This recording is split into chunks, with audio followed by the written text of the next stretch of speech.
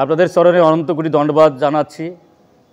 এখানে আপনারা অনেক শুদ্ধ ভক্ত রয়েছেন, সামনে বসা আমার গুরু ভাই রয়েছেন। এই বিষয়গুলো ভগবানের আর ভক্তের কৃপা হইলে বোঝা যায় না। ঈশ্বরের কৃপালে সহায়ত যাহারে সেই ঈশ্বর তত্ত্ব বুঝিবারে পারে।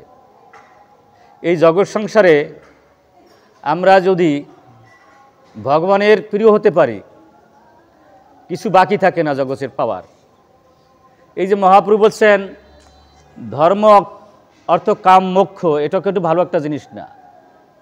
যদি ভগবানের প্রিয় হতে পারি, আমরা অনাবিল আনন্দের সাগরে হাবুডু খাব। যতক্ষণ পর্যন্ত না ভগবানের প্রিয় হব, তখন পর্যন্ত আমরা আনন্দ পাবো না। কিন্তু এই জড়জাতে যাকে কাছে সম্পর্ক করি না কেন, কেউ আমাদের আনন্দ দিতে পারবে না। হয়তো সুখ দিতে পারে, শান্তি দিতে পারে, পরম আনন্দ সেই পরম আনন্দের কাছে, সেই ভগবান শ্রীকৃষ্ণের কাছে আছে। কি করে ভগবানের প্রিয় হব, সেইগুলোই গীতা ভাগবতে বিস্তৃত বর্ণনা দেওয়া আছে। আমি অতি সংক্ষেপে সেখান থেকে কিছু উদ্ধৃতি দেব। আপনারা যদি কৃপা করেন, হয়তো কৃপা, তাহলে হয়তো বলা সম্ভব হবে। এখানে দেখুন, এই গীতা ভাগবতের মতো এত সুন্দর গ্রন্থ জগৎ সংসার হবে না। আমাদের মহাজনরা বলেছেন আমাদের এই ভুবনগুলোতে 8 কোটি গ্রন্থের সংখ্যা পাওয়া যায়। ওই গ্রন্থগুলিতে যা আছে তার তো বেশি বোধহয় ভাগবত দিয়ে দিয়েছে। গীতাও তাই আছে। গীতা আছে সূত্র আকারে, আর ভাগবত আছে বিশেষ বর্ণনা আকারে। তো সুতরাং আমাদের এই দেবরদুল্লাভ মানব জন্ম যদি সার্থক করতে হয়, আমরা যদি গীতার বাণীগুলো উপলব্ধি করতে পারি, তা আমাদের জীবন ধন্য হবে। কিন্তু আমি ছোটোবেলা পড়েছি, বহু বছর কেটে গেছে, আমি তেমন কিছুই বুঝতে পারিনি। আপনারা কৃপা করেছেন, এখন 2-1টা অক্ষর ভিতরে প্রবেশ করছে মাত্র। এখানে দেখেন ভাগবতের 4th স্কন্ধের 8 অধ্যায়ের 61 নাম্বার 16 কী বলা হয়েছে, এটা আমরা একটু বলার চেষ্টা করব। কারণ মহাপ্রভু বলছেন ভাগবত শাস্ত্র করো বিচার, যা হইতে পাবে সর্বসিদ্ধান্ত সার, সর্ববেদ ইতিহাস নাম সারাম সারাম সমাদ্রুতম। এটা ভাগবতে বলছে। এবং আপনারা জানেন অনন্ত গ্রন্থ লেখার পরেও ব্যাসদেবের মনে শান্তি ছিল না। কারণ ওই গ্রন্থগুলো রজগুণে ছিল, তমগুণে ছিল, আবার কিছু কিছু কিছু সাত্ত্বিক গুণে ছিল। যতক্ষণ পর্যন্ত আমরা গুণাতীত না হচ্ছি, ততক্ষণ পর্যন্ত আমরা কিন্তু পরম শান্তি পাবো না। এই জন্য গীতায় বলছে মাম সাহায্যে ভক্তিজনের সেবাতে সগুণান সমর্থিতা ব্রহ্মবুয়ে কল্পতে। আমরা যখন ব্রহ্মত্বের স্তরে না যাব, ততক্ষণ পর্যন্ত আমরা পরম শান্তি পাব না। এই শান্তি, এই অশান্তি ঠিক সমুদ্রে ঢেউয়ের মতো। একটা শান্তি আসতে না আসতে আর একটা দুঃখই হাজির হয়, ঠিক সমুদ্রের ঢেউয়ের মতো। আর এই জগতে আমরা যারা তামসিক গুণে আছি, অথবা রাজসিক গুণে, অথবা সাত্ত্বিক গুণে, এই গুণযুক্ত ভাবনা দিয়ে, সেবা দিয়ে যথার্থ অর্থে আমরা পরম শান্তি পাব না। তবে আস্তে আস্তে আস্তে আমরা তামসিক গুণ থেকে রজগুণ, রজগুণ থেকে সাত্ত্বিক গুণ, সাত্ত্বিক গুণ থেকে শুদ্ধ সাত্ত্বিক, শুদ্ধ সাত্ত্বিক থেকে গুণাতীত। এই গুণাতীত অবস্থায় যখন আমরা যাব, তখনই কিন্তু গীতা ভাগবত উপলব্ধি আসবে। এর আগে পুরো মাত্রায় কিন্তু আসবে না। তবে ঘটনা হচ্ছে এই, যে অবস্থায় আমরা গীতা ভাগবতে শুনি, এ কিন্তু ফেলনা যাবে না। বুঝি আর না বুঝি এখানে এসে বসে থাকলেও কোটি যজ্ঞের ফল পাবো। হরে কৃষ্ণ, এটা একটা বড় প্লাস পয়েন্ট আছে, বুঝছেন। আবার ভগবান বললেন আয়ু হরিত বাই পুংসম উদয় জন অসম। সূর্য ওঠা এবং অস্ত যাওয়ার সাথে সাথে জড় জগতে যত কর্মকাণ্ড তোমরা করো, সব কিছু আমি কেড়ে নিয়ে যাব। কিন্তু আমার জন্য যেটা সময় ব্যয় করবা, আমি তোমাকে লক্ষ কোটি গুণ বাড়াই দেবো। হরে কৃষ্ণ। এই জন্য ভূরিদাজনা, একটা ব্রহ্মাণ্ড দিলে যা লাভ হবে, তার তা বেশি হয় মুহূর্তকাল মানুষকে ভগবানের কথা শোনাই দেওয়া। হরে কৃষ্ণ। কারণ কি, একটা ব্রহ্মাণ্ড পাইলে তো আমি কিছুই নিয়ে যেতে পারবো না। পারবো কি? মুহূর্তকালও যদি ভগবানের কথা শুনি, সেটা অক্ষয় হয়ে থাকবে, চিন্ময় বস্তু হয়ে থাকবে। এই জন্য হচ্ছে ভূরিদাজনা, সেই হলো শ্রেষ্ঠ দাতা, যে কৃষ্ণ কথা বলেন, কৃষ্ণ কথা শোনেন, তার মতো ভাগ্যবান আর ভাগ্যবতী জগৎ সংসারে নাই। আরে কৃষ্ণ, ভগবান নিজে বলেছেন এটা। তো এই জন্য আমাদের গীতা ভাগবতের আলোকে নিজকে জীবনটা আলোকিত করা উচিত। এখানে দেখেন, যদি ভগবানের প্রিয় হতে পারি তাহলে জগৎ সংসারের কিছু আর আমাদের দরকার নেই। শুধু তাই, ভগবানের প্রিয় হতে পারলে ভগবানের খোঁজা লাগবে না, ভগবানই আপনার খুঁজবে।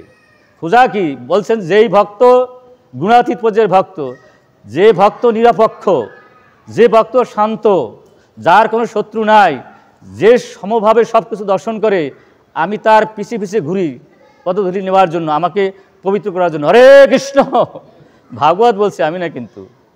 তো ঘটনা হচ্ছে এই, তো আমাদের একটু গীতা ভাগবতকে যদি আমরা একটু হজম করতে পারি তাহলে ভালো হয়, বুঝলেন? সব খেলাম, যদি হজম না হয় ক্রিয়া দেয় কি? অনেক কিছু খেলাম কিন্তু হজম না হয় তাহলে কি ভালো ক্রিয়া দেয়? এখানে দেখেন বলছে বিরক্ত ইন্দ্র রতৌ। আমরা জানি 5টা কর্মেন্দ্রিয়, 5টা জ্ঞানেন্দ্রিয়, মন, বুদ্ধি, অহংকার, চিত্ত। মহাজনরা বলছে 14 ইন্দ্রিয়ের কথা, আবার কেউ 13 ইন্দ্রিয়ের কথা বলছে। সবাই ঠিক আছে। ঘটনা হচ্ছে এই ইন্দ্র দিয়ে যদি আমরা নিজকে সুখী করতে চাই তাহলে কিন্তু আমরা কর্মবন্ধনে পড়ে যাব।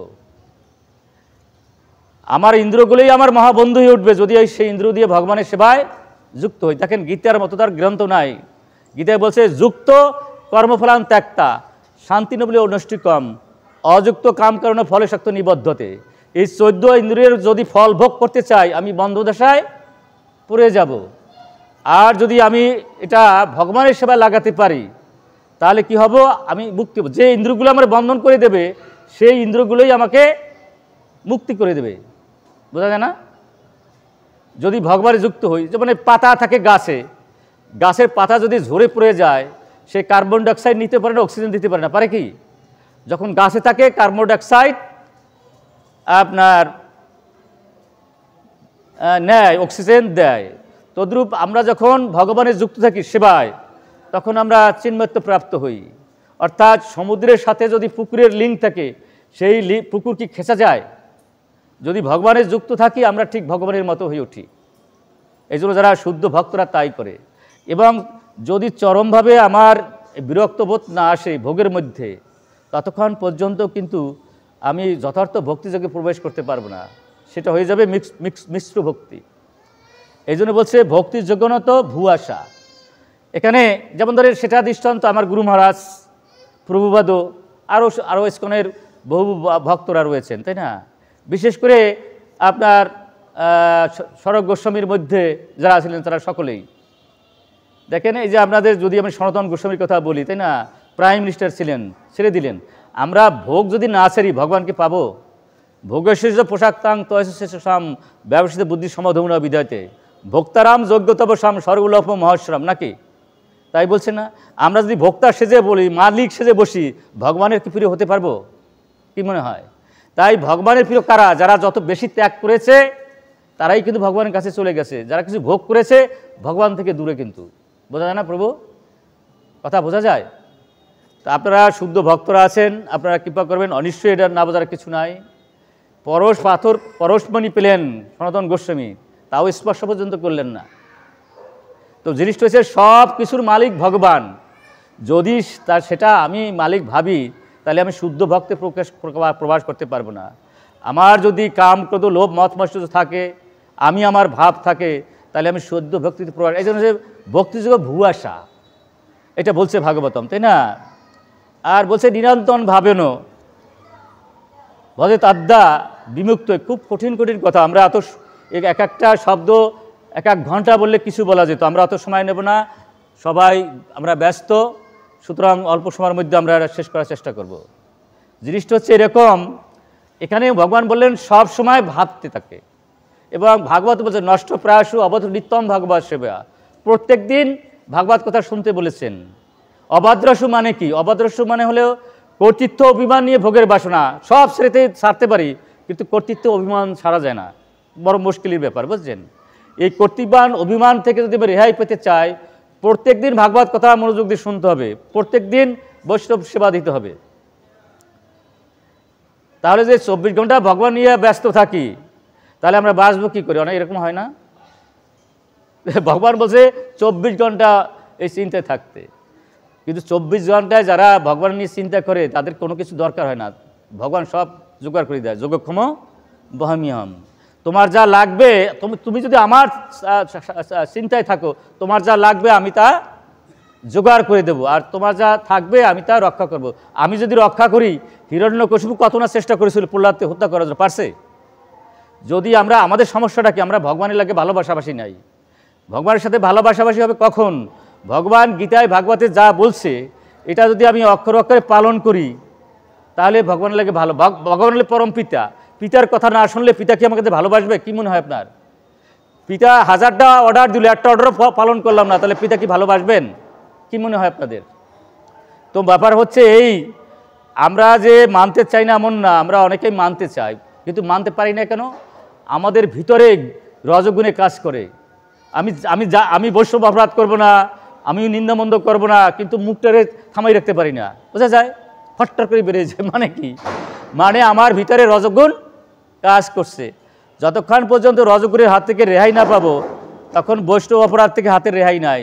বৈষ্ণবের চরণে ক্ষুদ্র ক্ষুদ্র অপরাধ মহামা ভজনেতে পুড়ে যায় বাদ। আমি যত সাধন ভজন করি, যদি বৈষ্ণবের চরণে অপরাধ হয়, ভাগবতের চরণে অপরাধ হয়, গীতার চরণে অপরাধ হয়, তাহলে কি আমার উপায় আছে? দেখেন ভাগবত কি বলছে, ধর্ম সংসপুংসাম বিষাক্ষণ কথা সুজা না উৎপদম যদি রতিম শ্রম এবহি কেবলম। চারটি বর্ণ আর 4টি আশ্রম যদি যথার্থভাবে কেউ পালন করে, তারপরও গীতা ভাগবতের অর্থগুলো যদি হৃদয়ঙ্গম না করে, সব বৃত হয়ে যাবে। ফাউন্ডেশন বিল্ডিংয়ের মতো, বোঝা যায় না? ফাউন্ডেশন যদি না থাকে, তাহলে কি বিল্ডিংকে উঠানো যায়? কি মনে হয় আপনাদের? যার গীতার জ্ঞান নাই, ভাগবতের জ্ঞান নাই, তার কিন্তু শুদ্ধ ভক্তি জীবন নাই। তাহলে আমরা ভক্তি জীবন যেমনই করি, আমাদের ঊর্ধ্বগতি হবে। আমরা 14 ভুবনে ঘুরব যদি আমরা শুদ্ধ ভক্ত না করতে পারি। ভক্তি জীবন যেভাবেই করি, কামনা যুক্ত হয়ে যদি ভক্তি যুক্ত করি, তাতে লাভ আছে। কি সুন্দর কথা বলছে, যারা কর্মী তারা কামনা যুক্ত হয়ে ভক্তি ঘরে যায়, তাহলে 14 ভুবনে যত কামনা পূরণ হয়। তা কামনা তো আগুনের মতো, আগুন দিয়া কি আগুন নিভানো যায়? আবার জ্ঞানীরা কি চায়? জ্ঞানীরা চায় মুক্তি লাভ করতে, ধর্ম অর্থ কাম মোক্ষ, এবং মোক্ষকে বলছে কৈতব প্রদান, নাকি? কৈতব মানে হচ্ছে প্রতারণা। কারণ যতক্ষণ আমি যদি মোক্ষ পাই, মুক্তি মানে সাজজ্য মুক্তি, সাজজ্য না লয় ভক্ত জাতি ব্রহ্ম ঐক্য, নাকি? তাহলে এটাও ভালো জিনিস না, এটাও এক ধরনের বাসনা। আমি 14 ভুবনের সুখ চাই, এটাও একটা বাসনা। আমি মোক্ষ চাই, এটাও একটা বাসনা। এবং আমি পরমাত্মাকে হৃদয় দেখতে, মানে যুগীরা অনুক্ষণ পরমাত্মাকে দর্শন করে এবং সেই সাধনার জন্য তারা ব্যপ্ত। তাই সেখানে তাদের বাসনা আছে। যেখানে বাসনা আছে সেটা কিন্তু ভালো জিনিস না। তাই এখানে ভাগবত বলছে অহৈতুক অপ্রতিহতা। তোমার যদি ভক্তি করতে হয়, যদি ভগবানকে প্রিয় করতে হয়, ভগবানের প্রিয় হতে হয়, তাহলে তোমাকে অহৈতুক অহৈতিকা জয় আত্মা সুপ্রসিদ্ধতি, তাই না?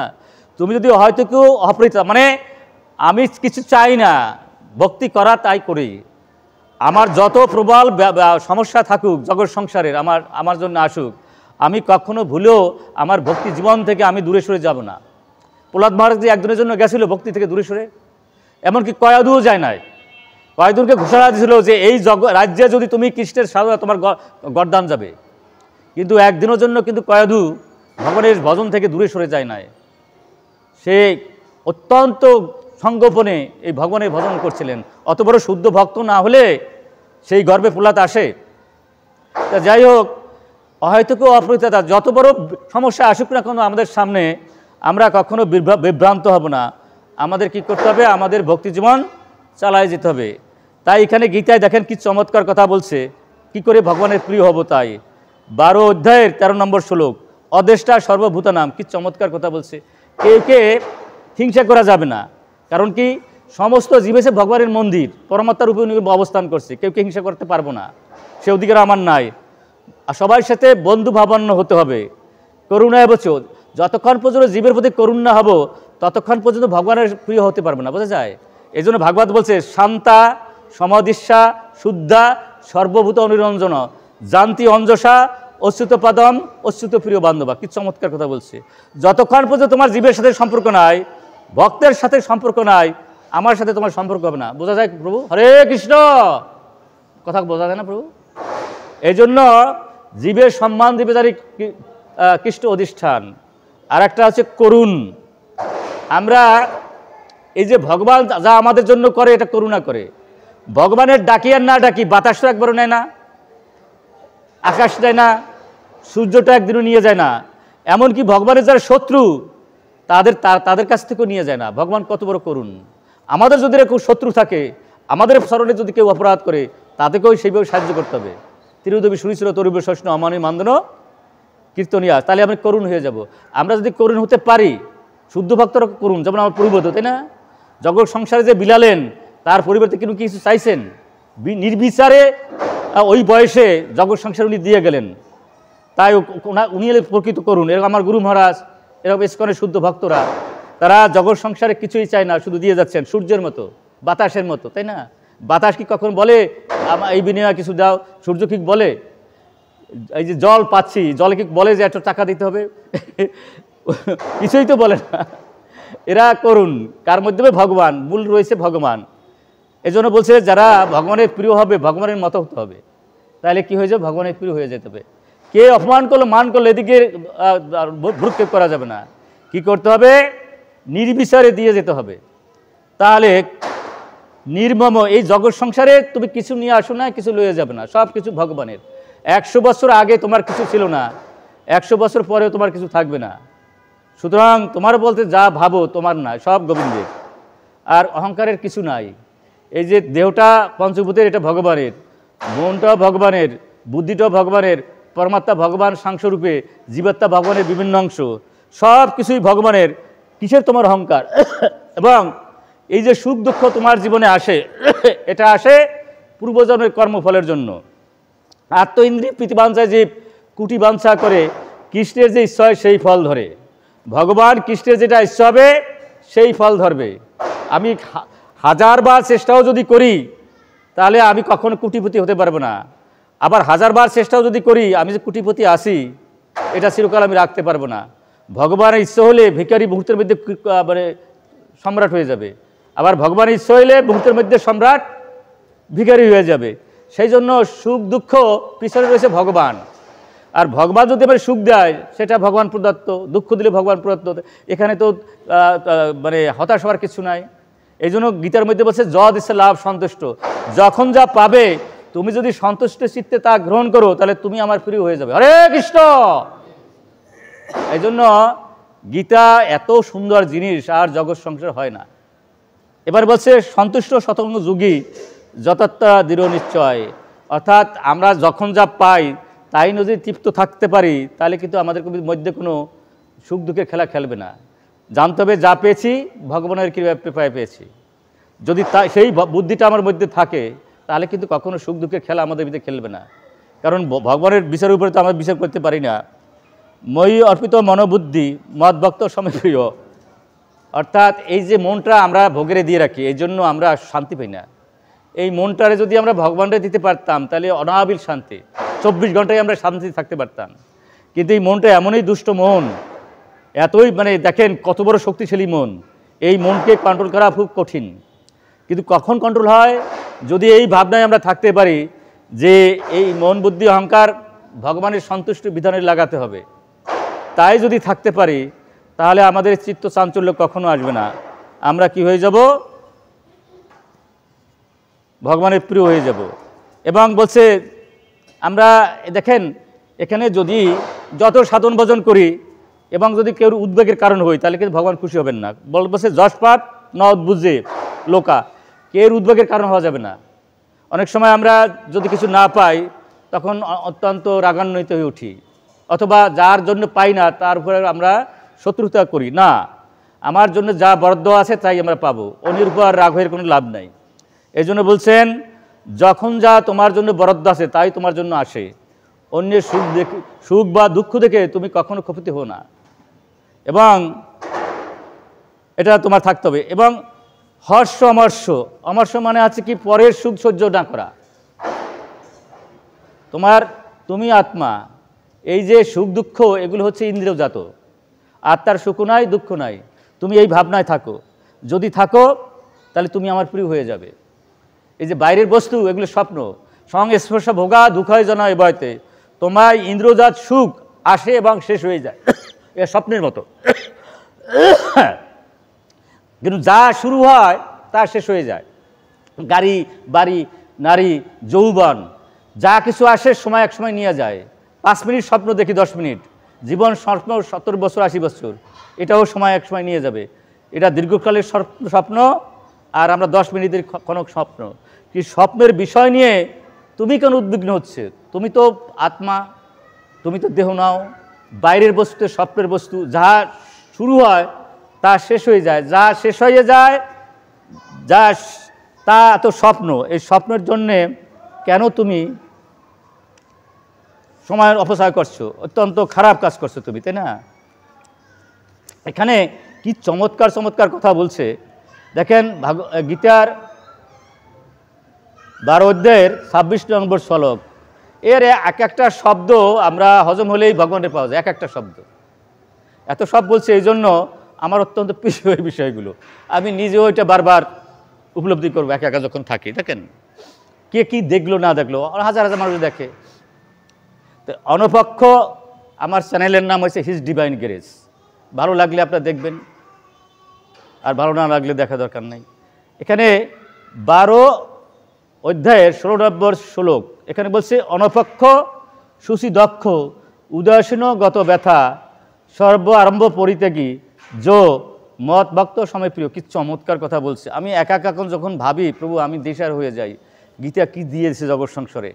এই গীতার একটা দুটো শব্দ যদি হজম হয় আর জগৎ সংসার কিচ্ছু লাগে না। কিন্তু দুর্ভাগ্য হলো এই, দেহে যদি মানে পেটে যদি গণ্ডগোল থাকে প্রভু, কিছু কি হজম হয়? পেটে গণ্ডগোল, আমরা যা খাবে তাই কিন্তু বদহজম হয়, তাই না? আমরা কাম, ক্রোধ, লোভ, মত, মৎসর্য, আবি আমার ভাব থাকলে এই গীতা জ্ঞান প্রবেশ করতে চায় না। দুর্ভাগ্য এখানে, বুঝলেন? তো এখানে বলছে অনপক্ষ কি বোঝাচ্ছে এখানে দেখেন, দেহেন্দ্রীয় রূপ রসদীর কোনো বিষয়ে যাহার অপেক্ষা নাই। কি চমৎকার কথা বলছে। এই যে দেখেন কাজকর্ম যা ঘটে, বুঝছেন? এই যে 10টা 13টা বা 14টা যাই বলুক ইন্দ্রিয় বিষয় যুক্ত হয়, কাজ করে গুণের মাধ্যমে। আন্ডারস্ট্যান্ড? রূপ, রস, গন্ধ, শব্দ, স্পর্শ, এই কাজগুলো ঘটে কিসে? আপনার 17 3 গুণের মাধ্যমে। কিসে ঘটায়? এই যে আপনার 14টা বা 13টা ইন্দ্রিয় এইতে ঘটায়। কিন্তু এই যে যারা যথার্থ বুদ্ধিমান, যারা শুদ্ধ ভক্ত, তারা কিন্তু এর অপেক্ষা করে না। এই যে বলছে অনপক্ষ হও, এই রূপ রসের দিকে নজর দিও না, শব্দ স্পর্শ দিয়ে তুমি নজর দিও না। আচ্ছা, এবং তোমার এইটা লাগবে কি এটা না লাগবে তাও চিন্তা করো না, অকিঞ্চন হও, তাহলে তুমি আমার প্রিয় হয়ে যাও। কি কম তোমার যতটুকু ব্রদ্দ সেটা তুমি পাবা, সেই জন্য দৌড়দৌড়ি কাজ চেয়েছি। অকিঞ্চন মানে কি? যখন যা পাবা তাইতে তুমি তৃপ্ত থাকবা। বাহ্য অভ্যন্তরে সদা পবিত্র, এটাই সমস্যা। আমরা যদি কুচিন্তা কুভ্রমণে থাকি, মনটা অপবিত্র হয়ে যায়। সেই মন নিয়ে সহজে কিন্তু ভগবানের শুদ্ধ ভজন হয় না, বোঝা যায়? আমরা যদি কাম, ক্রোধ, লোভ, মৎসর্য থাকি, হয় না। এই জন্য মনটাকে শুদ্ধ করতে হবে। আর এই কর্মেন্দ্রিয়, জ্ঞানেন্দ্রিয়, তাও আমাদের শুদ্ধ করতে হবে, তাই না? এবং কোনো কাজে মানে দক্ষ হতে হবে। এই যে দেখেন ইসকনের 99% 99.99 সবাই কিন্তু দক্ষ। ভোর 3:30 এখানে শত শত ভক্তরই হাজির হয়, এসে মঙ্গল আরতি করে। দক্ষ, এটা সৈনিকের চেয়েও বেশি সৈনিক। তারা এসে এসে মঙ্গল আরতি করতেছে।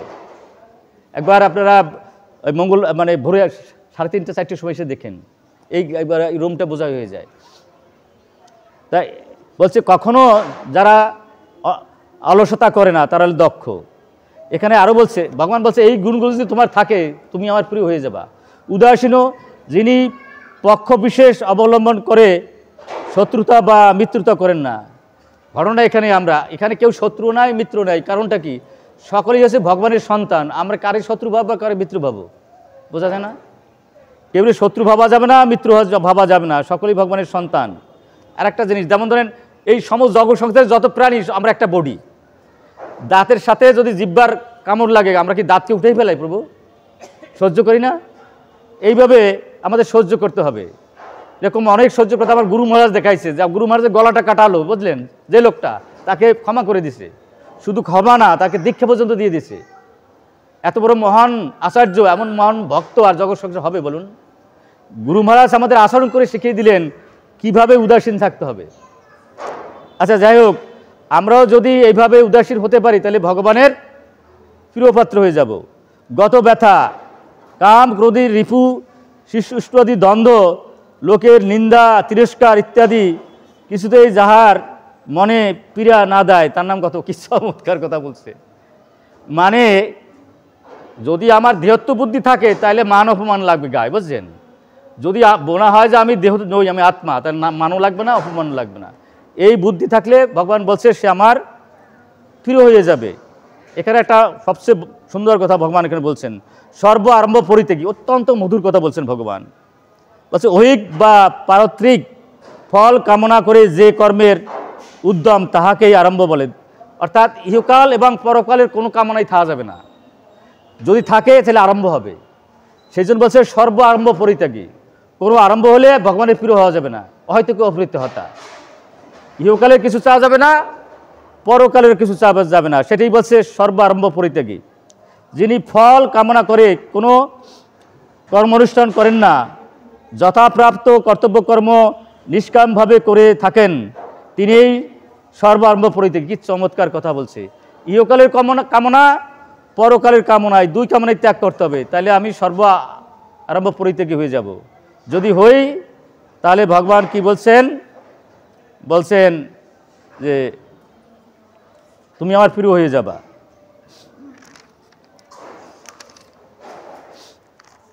তো যদি আমরা ভগবানের প্রিয় হই, তাই ভগবান আমাদের জন্য কি রেখে দিয়েছেন।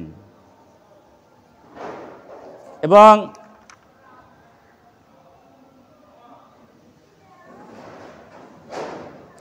এখানে অনেক কথাই আছে, সব কথা আমরা বলতে পারবো না, কারণ আপনাদের ধৈর্য শ্রুতি ঘটাবো না। এখানে দেখেন ভগবান বললেন শুভ অশুভ পরিত্যাগী ভক্তিমান সময় প্রিয়। কি চমৎকার কথা বলছেন। আবার ভগবান বললেন সম শত্রুইস মিত্রইস তথা মান অপমান। দেখছেন কাণ্ড, মান অপমান। এই জগৎ সংসারে আমরা ভগবানের প্রিয় হতে পারবো না যদি মান চাই। এই জন্য গীতার মধ্যে বলছে নির্মান, মান চেয়েও না। যে মান চায় সে বৈষ্ণব অপরাধী হয়ে পড়বে, যে মান চায়। এই জন্য মহাপ্রভুতেই বলছেন তিরোদবী সুচন অমানীয় মানদন কীর্তনীয় সদাহরি। মান চাইলে আর ভগবানের প্রিয় হওয়া যাবে না। শীতিষ্ঠ সুখ দুঃখের সুখ সঙ্গ বিবর্জিত।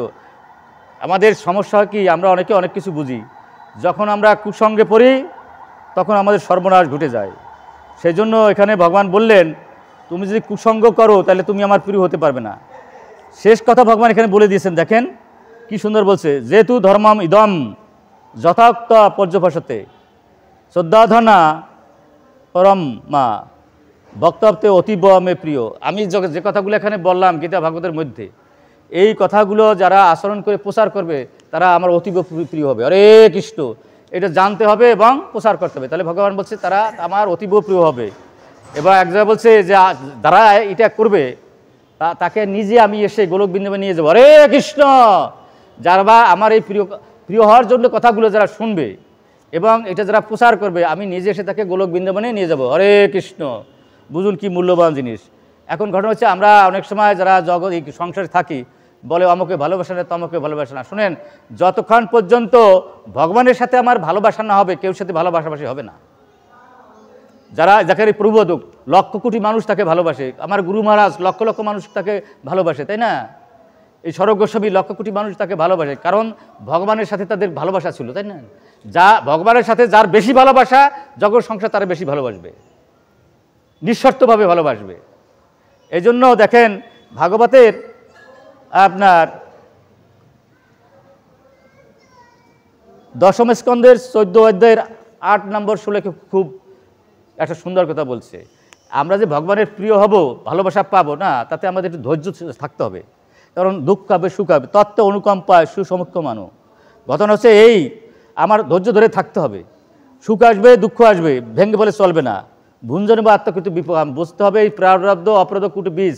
আমরা জন্ম জন্মের পাপের ফলে আমি কষ্ট পাচ্ছি, এবং রাত্র যত গভীর হয়ে যায় সকাল তত কাছাকাছি আসে, তাই না? দুঃখ কষ্ট যত বেশি আসবে মনে করবে ভগবানের এটা কৃপা, ভগবানের কৃপা ভেবে ভগবানের সেবায় নিযুক্ত থাকতে হবে। এবং হৃদবাগ বপুবীর কায়মন বাক্যে, এবং দুঃখ কষ্ট পেয়ে এই ভগবানের ভজন থেকে দূরে সরে যাওয়া যাবে না। ভগবানের বাবার বকাঝকা শুনে যদি আমি বাড়ি থেকে ত্যাগ করে দেই, বাবা কি সম্পত্তির অধিকার পাবো? আমি এই বাবাই বকলো ঝকলো, আমি ইন্ডিয়া চলে গেলাম, তাহলে কি বাবার সম্পত্তি খেতে পারবো? তো ভগবান যখন আমাদের কষ্ট দেয়, বুঝতে হবে আমাদের দুঃখ কষ্ট দিয়ে ভগবান আমাদের মানে সোনা পুরাই যেমন খাঁটি করে, সেরকম আমাদের খাঁটি করে ভগবানের রাজ্যে প্রবেশ করাবে। হরে কৃষ্ণ, এটা আমাদের বুঝতে হবে। যদি আমরা শত সহস্র কষ্টকে হাসি মুখে বরণ করে ভগবানের সেবায় যুক্ত হতে পারি, তাহলে ভগবানের প্রেম পাবো। হরে কৃষ্ণ, প্রেম খুব প্রয়োজন, বুঝলেন? এই যে ধর্ম অর্থ কাম মোক্ষ, মোক্ষ যারা পায় তারা কিন্তু বেশিটা ভালো কিছু পায় না, সেটাও আত্মেন্দ্রিয় প্রীতিবাঞ্ছার মধ্যে থাকে। সাজুজ মুক্তি, সাজুজ জন্য নয় ভক্ত যাতে ব্রহ্মভক্ত। আর ভগবান এখানে সে বিমুক্তাৎ, অর্থাৎ যারা ধর্ম অক্ষ মোক্ষর উপরে গিয়ে ভগবানের প্রেম ভক্তি লাভ করবে, তারা কি করবে? গোলক বৃন্দাবনে বা বৈকুণ্ঠে ভগবানের প্রেম সেবার পার্শ্বদ হয়ে পড়বে। সেটা হলো অমূল্য রতন। হরে কৃষ্ণ। সেই জন্য বলছে, তোমরা যদি ওই ইন্দ্রর ভোগ থেকে, এই লালসা থেকে, কামনা থেকে, অহংকার থেকে, অভিমান থেকে, দেহত্ব বুদ্ধি থেকে সরে আসতে পারো, তাহলে তোমাকে আমি বিমুক্তি দেবো। ধর্ম অর্থ কাম মোক্ষ না, তোমাকে দেব প্রেম ভক্তি দেব। তুমি মুক্তি পেয়ে গোলক বৃন্দাবনে বৈকুণ্ঠে গিয়ে আমার সেবায় যুক্ত হবে। হরে কৃষ্ণ, অখণ্ড আনন্দ লাভ করবে। এই কথা এখানে এটা বলছে। যদি লাভ করা যায় তাহলে এখানে দেখেন কি চমৎকার সিদ্ধান্তটা টানছে, কি সুন্দর বলছে। ভাগবতের 4th স্কন্ধের 9ম অধ্যায়ের 47 নম্বর শ্লোকে, যদি তুমি আমার প্রিয় হতে পারো, জগৎ সংসার সবাই তোমার আপন হয়ে যাবে, কেউ তোমার শত্রু থাকবে না। বলছে, যস্য প্রসন্ন ভগবান গুণৈ মৈত্রা আদিভি হরি তস্মাই নমন্তি ভূতানি নিম্ন আপ ইবস্যাম। এই জল নিচে যেমন গড়াই যায়, তাই না? তদ্রূপ তুমি যদি ভগবানের সাথে তোমার সুসম্পর্ক থাকে, তাহলে কি হবে? জগৎ সংসারের সমস্ত মানুষই তোমাকে ভালোবাসবে। যেমন এই ধ্রুব মহারাজের মায়ের কথা, তাকে তো বনে পাঠাইলো, তাই না? এবং যখন ধ্রুব সিদ্ধি লাভ করে, তখন তা মা পাগল হয়ে গেল তাকে অভ্যর্থনা জানার জন্য। বলছে, ওতেই আমার সন্তান ছিল, ও চলে গেছে। যখন সিদ্ধি লাভ করে এলো, তখন স্বামীর কাছে বলছে যে, আমি তোমার কাছে একটা প্রার্থনা করি, আমার দিলে এইটা দাও, আমি যেন প্রথমেই ধ্রুব মহারাজকে সম্বর্ধনা জানাতে পারি। যে মা তাকে বনে পাঠাই দিল, তাই না? সেই মা যখন সিদ্ধি লাভ করলো ধ্রুব, সেই প্রথমে তাকে সম্বর্ধনা জানালো। সেই উপলক্ষেই এই শ্লোকটা বলা হয়েছে।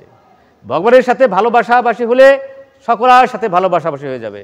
যদি ভগবানের সাথে ভালোবাসাবাসী না হয়, তাহলে কেউ সাথে আর ভালোবাসাবাসী হবে না। সেই জন্য আসুন আমরা যে কোনো মূল্যে ভগবানকে খুশি করি, ভগবান খুশি হবে। এই গীতা ভাগবতের কথাগুলো যদি আমরা জানি এবং মানি, তাহলে ভগবান খুশি হবেন এবং আমাদের দেবর দুর্লভ মানব জন্ম সার্থক হবে। 80 লক্ষ জন্মে পরে মানব জন্ম পেয়েছি এই মানব জন্মের সার্থক করার জন্য। এই গীতা ভাগবতে যে কথাগুলো আছে, এটা জেনে জীবন দিয়ে আচরণ করতে পারবো, তাহলে দেবর দুর্লভ, অর্থাৎ দেবতারা যারা পারবে তাই আমরা পারবো। ব্রহ্মা, শিব, 33 কোটি দেবতা মানুষ হওয়ার জন্য চাচ্ছে, কারণ তাদের কোনো স্বাধীনতা নাই। আপনার আমার স্বাধীনতা আছে। আপনি ইচ্ছা করলে এখান থেকে উঠে যেতে পারবেন, অথবা এখানে বসে থাকতে পারবেন, এই স্বাধীনতা আপনার আছে। কিন্তু দেবতা বায়ুদেবকে এখান থেকে উঠে যেতে পারবে? কি মনে হয় যাবে বায়ুদেব? সূর্যদেব, আপনার শরীরের তাপ, কেউ যাওয়ার কোনো উপায় নাই, কিন্তু আপনার আছে। এই জন্য দেবর দুর্লভ মানব জন্ম। এই দেবর দুর্লভ মানব জন্মে পেয়ে এই গীতার যে অমীয় কথাগুলো আমরা হৃদয় দিয়ে যদি উপলব্ধি করতে পারি, আস্তে আস্তে আমরা ভগবানের প্রিয় হয়ে যাব। আর যদি ভগবানের প্রিয় হয়ে যায়, ভগবান বলছে, যদি তুমি আমার প্রিয় হয়ে যাও, কি হবে? নিরক্ষম মুনির শান্ত নির্বৈব সমদর্শন অনুবর্যহম নিত্যম পুইত অগ্ধি রেণুভি। কি চমৎকার কথা ভগবান বলছে। তুমি আমার কি ভজন করবা? তুমি যদি আমার প্রিয় হও, তোমার পদধূলি নেওয়ার জন্য আমি তোমার পিছিয়ে পিছিয়ে ধাইব। হরে কৃষ্ণ, আমি নিজকে আমি পবিত্র করব। ঠিক আছে, আমরা আর বেশি সময় নেব না, অতি সংক্ষেপে আমি এখানে শেষ করতে চাচ্ছি। আপনি একবার বলুন, জয় শ্রীকৃষ্ণ চৈতন্য প্রভু নিত্যানন্দ শ্রী অদ্বৈত গদাধর শ্রীবাসাদি গৌর ভক্তবৃন্দ। হরে কৃষ্ণ কৃষ্ণ কৃষ্ণ হরে হরে, হরে রাম রাম রাম হরে। জয় গৌর, জয় নিতাই। আপনারা এখানে অনেক শুদ্ধ ভক্ত রয়েছেন, বিশেষ করে কুয়াকাটার সাধু রয়েছেন, তা আপনারা হয়তো কৃপা করবেন, আমি অতি মূর্খ দীন পাপী, আপনারা শুদ্ধ ভক্তের কৃপায় যেন আমার একটু আমি ভজনশীল হতে পারি, যে কথাগুলো মুখ দিয়ে বলি এটা যে জীবন দিয়ে আচরণ করতে পারি, এই প্রার্থনা রেখে সকলার ইহকাল মঙ্গল কামনা করে এখানেই বিশ্রাম নিচ্ছি। আরেকবার বলুন, জয় শ্রীকৃষ্ণ চৈতন্য প্রভু নিত্যানন্দ শ্রী অদ্বৈত গদাধর শ্রীবাসাদি গৌর ভক্তবৃন্দ। হরে কৃষ্ণ কৃষ্ণ কৃষ্ণ হরে হরে, হরে রাম রাম রাম হরে হরে। জয় গুরু, জয় নিতাই। সকলার ইহকাল মঙ্গল হোক।